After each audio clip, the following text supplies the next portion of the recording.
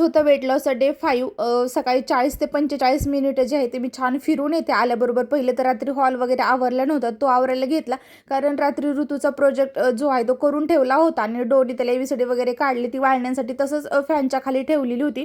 त्यामुळे सकाळी पहिले तर हॉल आवरून घेतला आणि सकाळीच आंघोळीच्या अगोदर झाडून आणि फरशी झाली तर मग नंतर किचनमधल्याच कामाला सुरुवात करता येते. आणि किचनमध्ये आल्याबरोबर पहिलं तर मी जे आहे ते अंडे शिजायला टाकते, कारण ऋतू उठला ना तो अंडे त्याला दररोज सकाळी जे आहे ते अंडे लागतात म्हणजे लागतात. तोपर्यंत माझी कॉफी वगैरे झाली होती, छान भाज्या वगैरे घेऊन आले, त्याच्यानंतर पोहे बनवले आणि मी इथं 2 अंडे, पोहे आणि थोडासा अननस, काकडी आणि पुदिन्याचा ज्यूस बनवला होता. आणि थोडेसे पोहे माझे भिजवलेले शिल्लक राहिले, त्याच्यामध्येच कांदा, टोमॅटो, बेसन पीठ थोडंसं टाकून छान अशा टिक्की बनवल्या. आणि पहिले तर मी तेलामध्ये थोड्याशा बनवल्या आणि माझ्यासाठी बिना तेलाच्या बनवल्या. 4-5च्या दरम्यान थोडेसे मखाने अगदीच थोडंसं तूप टाकून रोस्ट केले, ते मखाने आणि ग्रीन टी घेतला. आणि संध्याकाळी जास्त एवढी काही भूक पण नव्हती, त्याच्यामुळे बनलं थोडेसे मोड आलेले कडधान्य. आणि दुपारी माझ्याकडून गाजर काकडी काहीच खाल्लं गेलं नव्हतं, त्यामुळे एक गाजर घेतलं. माझं वगैरे रात्रीचं जेवण झालं. त्याच्यानंतर मी ना आज झटपट अशी वांग्याची भाजी तुमच्यासोबत शेअर करते. पहिलं तर तेल, जिरे, मोहरीची फोडणी दिली आणि एकदम बारीक